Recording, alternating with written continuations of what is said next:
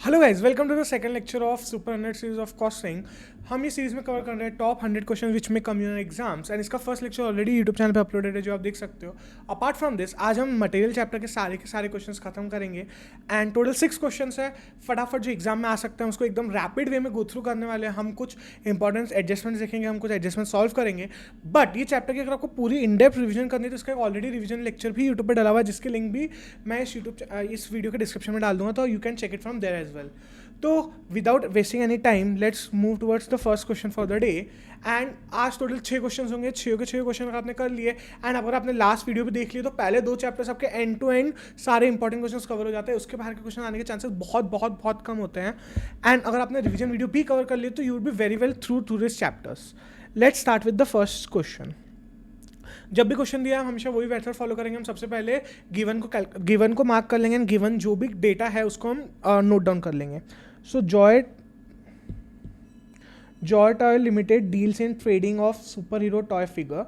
The annual demand for the toy car is, यहाँ पे हमको टॉय कार की एनुअल डिमांड मिल गई विच इज़ 14,400 यूनिट्स। कंपनी को फिक्स कॉस्ट लगता है एंड ट्रांसपोर्टेशन कॉस्ट ऑफ 212। ये क्या है, ये क्या है, ये क्या है? ये ऑर्डरिंग कॉस्ट है। तो मुझे मेरी ऑर्डरिंग कॉस्ट मिल गई 212। तो विद दिस ऑर्डरिंग कॉस्ट हमको ऑर्डरिंग कॉस्ट मिल गई जो मैंने मार्क कर ली is your ordering cost and company incurs fix like each toy cost 450 rupees and apart from that trader has carrying cost of 25 rupees.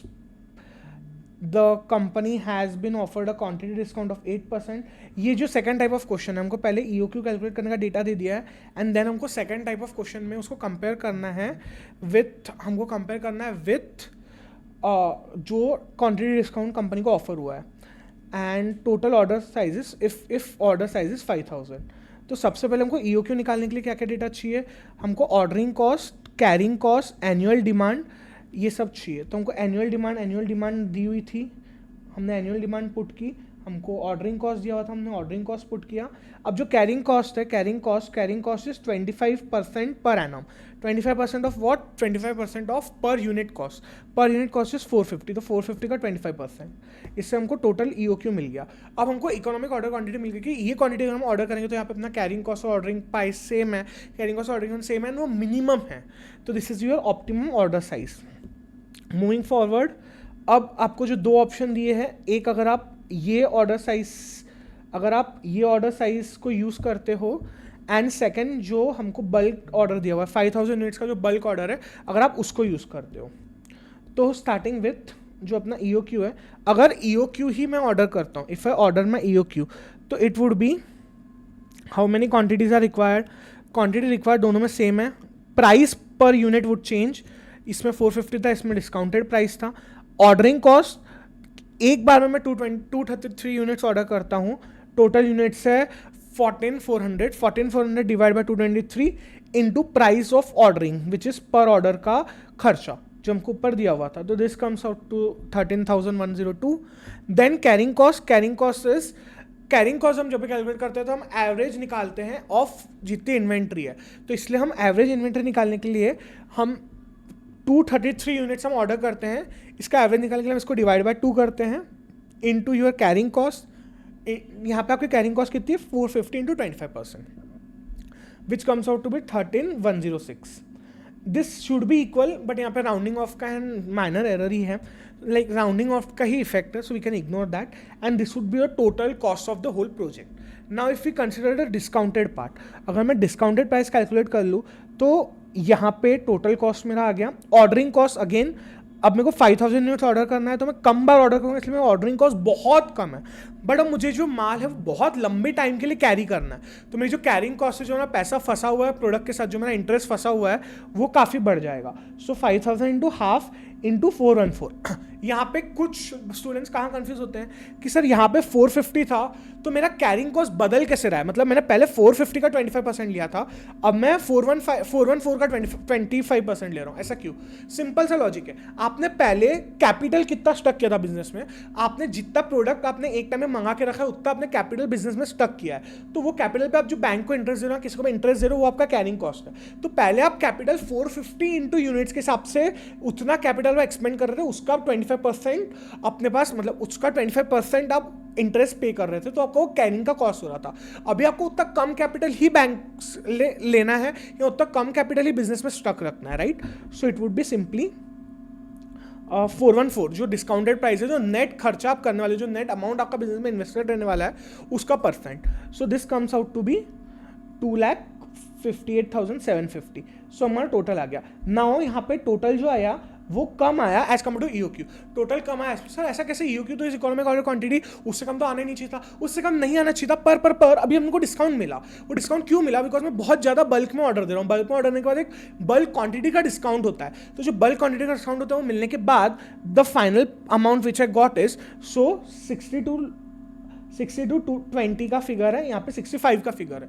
सो मेरे को इतना अमाउंट कम देना पड़ा, तो बिकॉज मुझे उतना अमाउंट कम देना पड़ा, I will go with the discounted quantity. मैं एक साथ बल्क ऑर्डर दे दूंगा।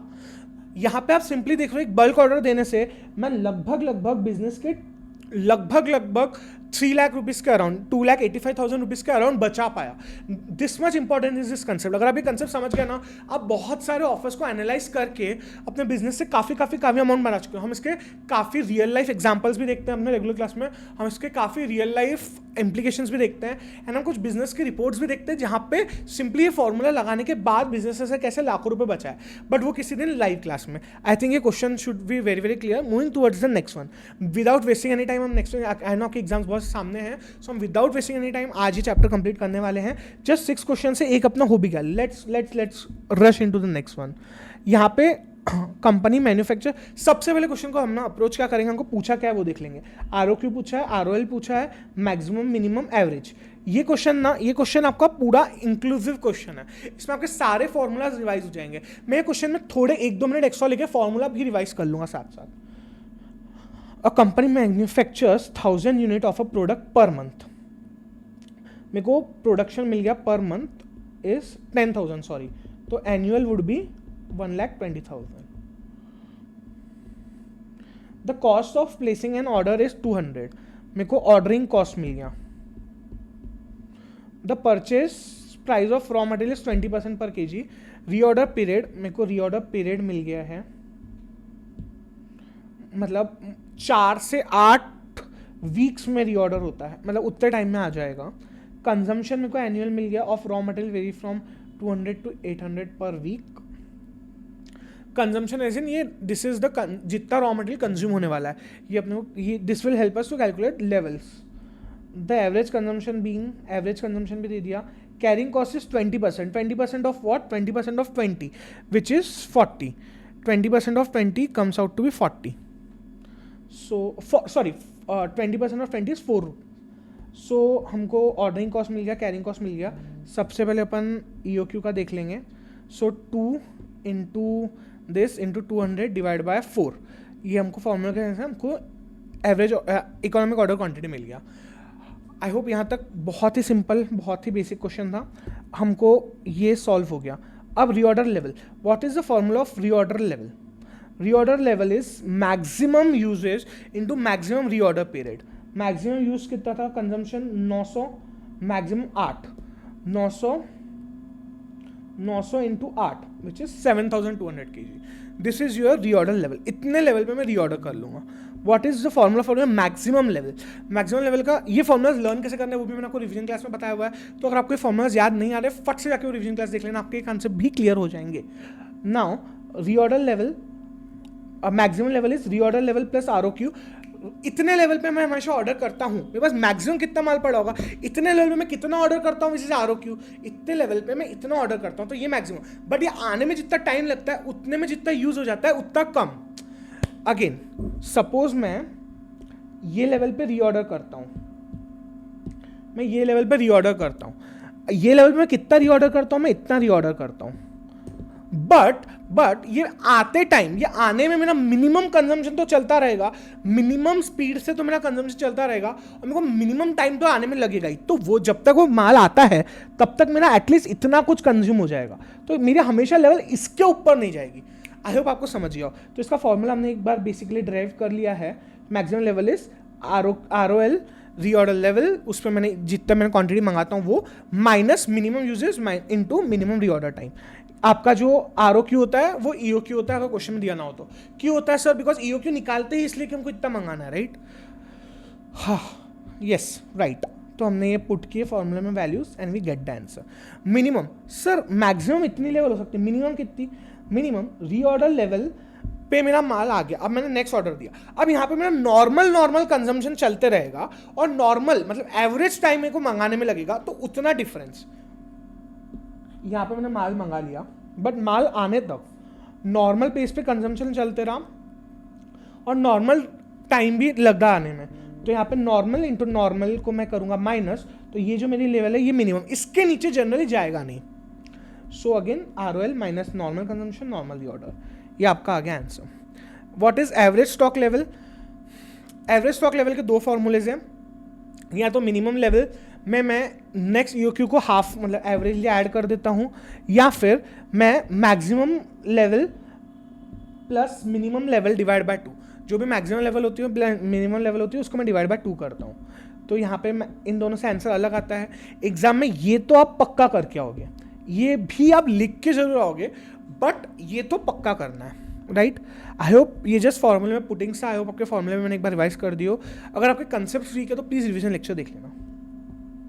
अब जो क्वेश्चन 3 है, let's go to the third question. जल्दी, हमने जस्ट 10 मिनट्स में 2 क्वेश्चन कवर कर लिए, हमको और सिर्फ 3 क्वेश्चन प्रैक्टिकल और 1 क्वेश्चन थ्योरी कवर करना है। Let's go to the next one. P limited produce product P, annual demand दी हुई है, कॉस्ट दिया हुआ है पर यूनिट, तो मेरी एनुअल डिमांड आ गई 60,000, मेरा कॉस्ट आ गया per unit 10 rupees, cost for placing order, ordering cost दी है, कैरिंग कॉस्ट दी है 15% of average inventory, reorder period, safety stock दिया हुआ है, 300 दिन का एनुअल अपने को पकड़ना है। यहाँ पे 15% of annual stock is again यहाँ पे आपका 15%, सिंपली अपन पर यूनिट को 15%, यहाँ पे पर यूनिट का कॉस्ट दिया था 10 इंटू 15% आपका कैरिंग कॉस्ट आ जाएगा, ऑर्डरिंग कॉस्ट आपको दी है, कंजम्पशन आपको दिया है, फॉर्मूले में पुट करूँगा, मेरा EOQ आ गया। So here I am up with my EOQ। अब रीऑर्डर लेवल निकालना है। अब रीऑर्डर लेवल निकालने का और एक फॉर्मूला है। रीऑर्डर में कब करूँगा? सेफ्टी स्टॉक देखो, मेरे को एक लेवल निकालनी है जहाँ पे मैं रीऑर्डर करने वाला हूँ। मेरे को एक level, I think some glitches there, एक सेकंड, मेरी आवाज़ आ रही है, hello hello hello,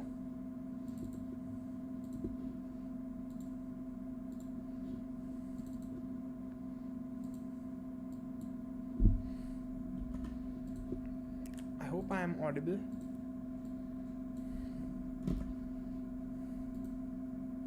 Yeah, I hope I am back.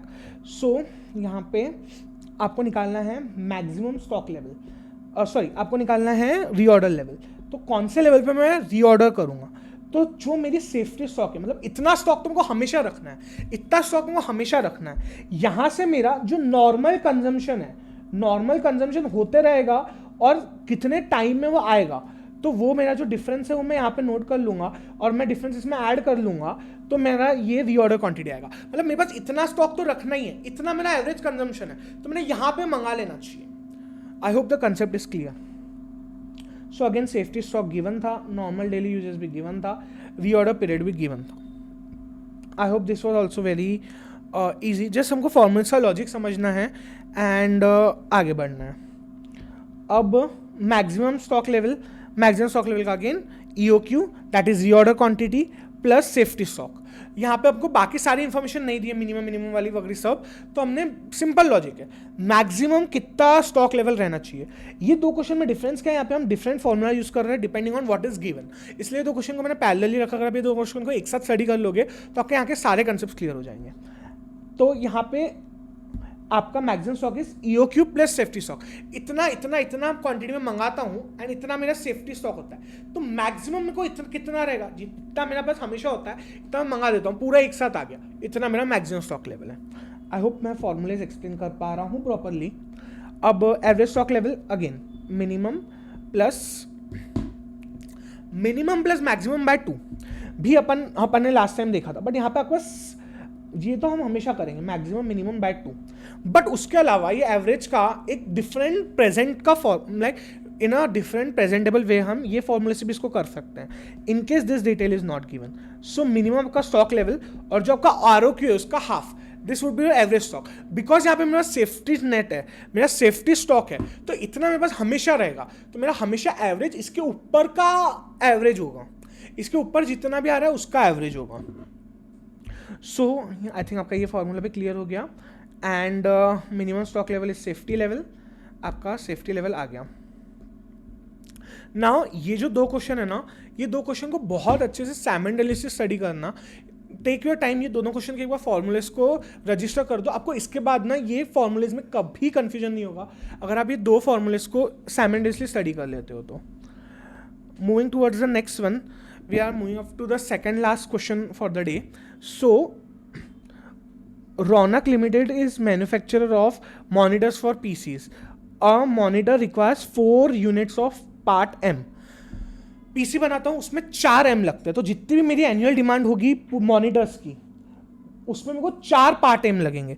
और मेरे को अगर EOQ वगैरह निकालना है पार्ट M का, तो मेरी annual demand average monthly demand monitors की 2000 है, इंटू 12 मेरी एनुअल डिमांड है, इंटू 12 मेरी एनुअल डिमांड है, एंड इंटू 4. रीजन बीइंग कि मेरे को 4 पार्ट्स एक मॉनिटर बनाने के लिए लगते हैं, मेरे को पार्ट्स का EOQ वगैरह सब कुछ निकालना है, तो मेरे पार्ट्स कितने लगे एनुअली वो मेरे को देखना है. I hope this is clear.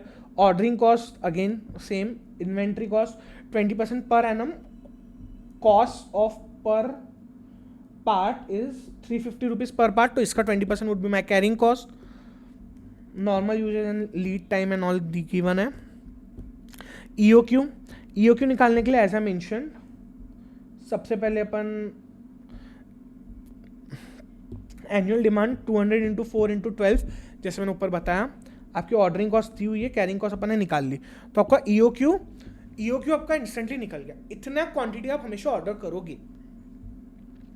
अब सप्लायर को अगर आपको इसके अलावा क्या निकालना है, if the supplier is willing to supply quarterly this, ये जो हमने फर्स्ट क्वेश्चन में आज किया कि डिस्काउंटेड प्राइस पे सप्लायर दे रहा है, तो डिस्काउंटेड प्राइस पे अगर सप्लायर मेरे को डिस्काउंटेड प्राइस पे कुछ दे रहा है तो मैंने कितना मंगाना चाहिए.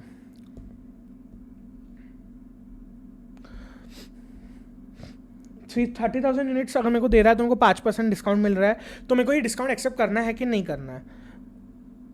आपका सेलिंग प्राइस पर का था 350 माइनस 5%, मतलब मेरे को 332.5 रुपीज़ में मिलेगा 350 के जगह.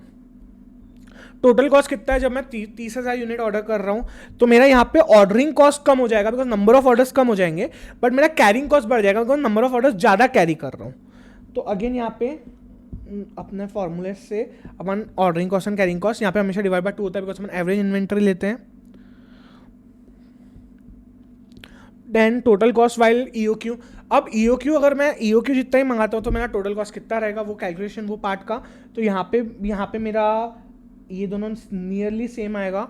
एंड यहाँ पे जो ऑप्टिमम है ये आ गया मेरा, जो जैसे हमने फर्स्ट क्वेश्चन में कैलकुलेट किया, तो यहाँ पे अगेन यहाँ पे भी डिस्काउंटेड प्राइस जब मैं एक्सेप्ट करता हूँ तो मेरा फायदा होता है. जब मैं डिस्काउंटेड प्राइस एक्सेप्ट कर रहा हूँ, जब मैं ज़्यादा क्वांटिटी ऑर्डर कर रहा हूँ, भले ही मेरा कैरिंग कॉस्ट बहुत बढ़ रहा है, बट जो मेरा डिस्काउंट मिल रहा है ना दैट इज सफिशिएंट इनफ जिसके अगेंस्ट मैं वो कैरिंग कॉस्ट बेयर कर पाऊँ. सो देन मैं डिस्काउंटेड प्राइस चूज करता हूँ.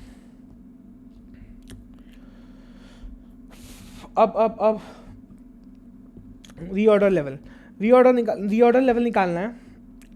मैक्सिमम इंटू मैक्सिमम क्वेश्चन में गिवन है, मैक्सिमम लेवल निकालना है. Reorder level plus reorder quantity minus minimum. जैसा अपने सेकंड क्वेश्चन में जो फॉर्मूलेज लगा है, अगेन मैं ये आप फॉर्मूलेज लिंक कर पा रहे हो. अगर आपने ये तो फॉर्मूलेज के पैटर्न को साइमल्टेनियसली स्टडी कर लिया ना, आप जाके कोई भी फॉर्मूले में कभी कंफ्यूज नहीं होगे. आई होप आपको ये समझ रहा होगा.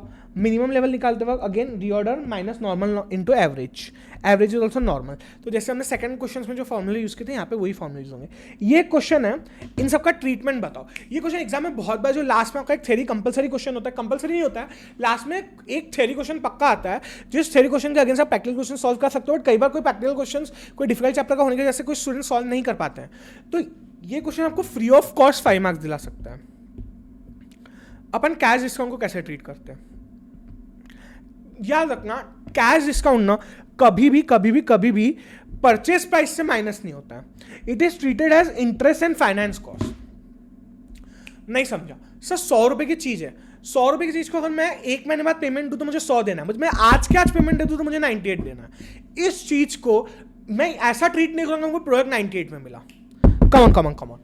एक चीज 100 रुपए की है, मेरे को इसका पेमेंट अगर एक महीने बाद देना है तो मैं 100 रुपए दूंगा. बट अगर मेरे को सप्लाई बोलता है आज दे दो, मैं आपको 98 में दे दूंगा. सर मैं आज दे दूंगा तो मेरे को प्रोडक्ट के पास 98 पड़ी नहीं, आपको 98 नहीं पड़ी, आपको प्रोडक्ट अभी भी 100 रुपए का पड़ा है, आपने जस्ट कैश पहले दे दिया तो आपको इंटरेस्ट का बेनिफिट है. यहां पे अगर यही ट्रेड डिस्काउंट होता, अगर मेरे को उसने बोला रहता कि भाई तू बहुत क्वांटिटी, अगर ये बल्क डिस्काउंट होता, क्वांटिटी डिस्काउंट होता कि भाई तू बहुत, जैसे ऊपर यहां पे उसने हमको क्वांटिटी डिस्काउंट दिया था, यहां पे उसने हमको क्वांटिटी डिस्काउंट दिया था, इसमें मैंने प्राइस माइनस कर लिया था क्योंकि वो क्वांटिटी डिस्काउंट था. अगर ये कैश डिस्काउंट होता तो मैं यहाँ पे प्राइस माइनस नहीं करता हूँ, मेरा कैरिंग कॉस्ट से एडजस्ट होता. सर अब कैरिंग कॉस्ट बीच में कहां से आया, जाने दो. Carrying cost is also cost of interest. उतना मैं यहाँ पे एक्स्ट्रा पे कर रहा हूँ तो मेरे कैरिंग कॉस्ट माइनस होगा. इससे रिलेटेड एक क्वेश्चन कोई फैकल्टी नहीं कराता है, हमने अपने रेगुलर क्लास में किया हुआ है. एक क्वेश्चन इससे रिलेटेड है, जो क्वेश्चन में हम कैरिंग कॉस्ट को ट्रीट कैसे करते हैं ट्रेड डिस्काउंट के साथ, एंड कैरिंग कॉस्ट को कैश डिस्काउंट के साथ कैसे ट्रीट करते हैं उसके एडजस्टमेंट देखिए. Because carrying cost is also finance cost and your cost of cash discount is also finance cost. जाने दो सर, एग्जाम पास है उस पर नहीं जाते, बट कुछ स्टूडेंट्स को समझ गया होगा, जिनको नहीं समझा it's perfectly fine. You can आपको एक बेसिक कैश डिस्काउंट को हम कंसिडर नहीं करेंगे. IGST अगर इसका क्रेडिट अवेलेबल है तो मेरी कॉस्ट नहीं है. अगर मुझे 100 के ऊपर 18% GST देना भी पड़ा बट वो 18 का मेरे को क्रेडिट अवेलेबल है तो मेरी कॉस्ट नहीं है. सर हम GST के स्टूडेंट से इतना आता है. What is demerge?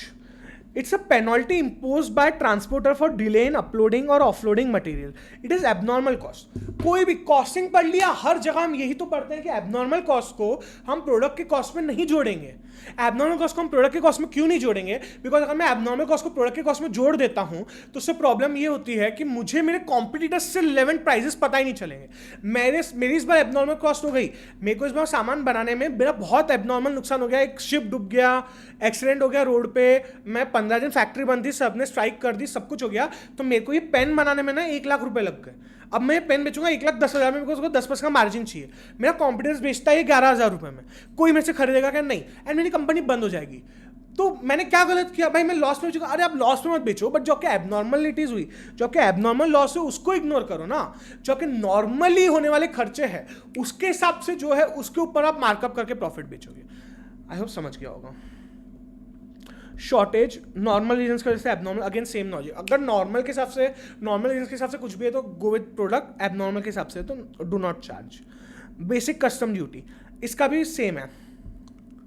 परचेस अगर पेड है कस्टम ड्यूटी तो ऐड कर दो, एंड अगर इसका भी क्रेडिट अवेलेबल है तो ऐड मत करो. वो मेंशन नहीं है but it's okay. Generally credit available होता भी नहीं है तो आप सिंपली उस अकॉर्डिंग लिख सकते हो. सर पूरा मटेरियल चैप्टर हो गया, हमने EOQ पढ़ लिया, हमने रीऑर्डर लेवल पढ़ लिया, हमने सारे लेवल्स पढ़ ली, हो गया मटेरियल चैप्टर में. एक बहुत ही बेसिक क्वेश्चन है और ये क्वेश्चन आ सकता है एग्जाम में. जो हमने ये पढ़ा ना, इसी का इम्प्लीकेशन, इसको एग्जैक्टली कैसे ट्रीट करते हैं वो देखेंगे हम नेक्स्ट क्वेश्चन में. और ये आपके इस चैप्टर का लास्ट क्वेश्चन होगा. देख लो, इसके बाद आपका वेजेस वाला चैप्टर चालू हो जाता है जो हम नेक्स्ट क्लास में करने वाले हैं. तो आपका ये इस क्लास का लास्ट क्वेश्चन है, इस क्लास का लास्ट क्वेश्चन. डन सर, इस क्लास का लास्ट क्वेश्चन है, पूरे दम से करेंगे. और ये इसी का इम्प्लीकेशन है जो हमने अभी भी पढ़ा. गहरी सांस लो. 23 मिनट की क्लास में हम 5 क्वेश्चन कवर कर चुके हैं एकदम स्पीड में. एंड अगर आप ये लेक्चर को 1.5 पे देख रहे हो, 1.75 पे देख रहे हो, तो आप सोचो आपने 10-15 मिनट में पूरे मटेरियल चैप्टर के सारे इंपॉर्टेंट क्वेश्चंस कवर कर लिए. Isn't that very fantastic? बढ़िया सर, आप ना बहुत बहुत गजब पढ़ा रहे हो. आगे बढ़ते हैं. Sky company is an unregistered supplier of GST. Unregistered है, यहां पे मैंने मार्क कर लिया, इसको GST का इनपुट मिलेगा नहीं, GST इसके लिए खर्चा होगा. Very good. Which is registered under and purchase material from Weil Limited, which is registered in GST. Okay. Following information is available for one lot of 5,000 unit. List price ये है. Trade discount. Trade discount would be treated as discount. तो मेरे को इसमें से minus करना पड़ेगा. इसमें से मैंने ट्रेड डिस्काउंट को माइनस किया. GST credit not available, GST में ऐड कर दूंगा. तो मैंने GST को ऐड कर लिया. Toll tax obviously discount not available, तो टोल टैक्स को मैं ऐड कर दूंगा। फ्रेड एंड इंश्योरेंस ऑब्वियसली मैं ऐड करूंगा, जो कि मेरा नॉर्मल खर्चा ही हमेशा होता है। डीमर्ज पेड टू ट्रांसफर, अभी देखा, डीमर्ज मेरा एबनॉर्मल खर्चा होता है। तो सर माइनस तो नहीं किया सर, अरे भाई इंक्लूडेड होता तो माइनस करते। अगर मेरे को बोला रहता यहाँ पे कि freight and insurance include demurrage paid to transporter ₹5,000, तो मैं 17,000 में से 5,000 माइनस करता। बट ये एडेड ही नहीं है, ये एडेड ही नहीं है, तो मैं माइनस क्यों करूँ? तो इसको मैं इग्नोर करूँगा, जो वो आपको करती थी वो मैं इसके साथ करूँगा।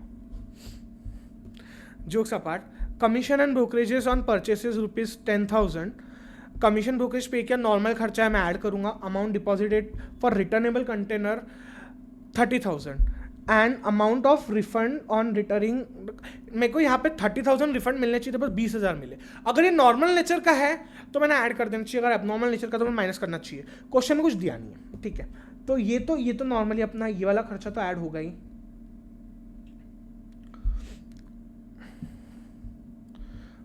तो अपना टोटल कॉस्ट ऑफ मटेरियल आपका यहाँ पे आ गया, शॉर्टेज, जो आपका मटेरियल का नॉर्मल रीजंस की वजह से शॉर्टेज क्वेश्चन में कहाँ दिया था, ओके आगे भी ये क्वेश्चन। चलो यहाँ पे मैंने अमाउंट रिफंडेड माइनस करके 10,000 ऐड कर दिया, वो 10,000 ऐड कर दिया, इसको मैंने नॉर्मल ट्रीट किया, क्वेश्चन में कुछ दिया नहीं था।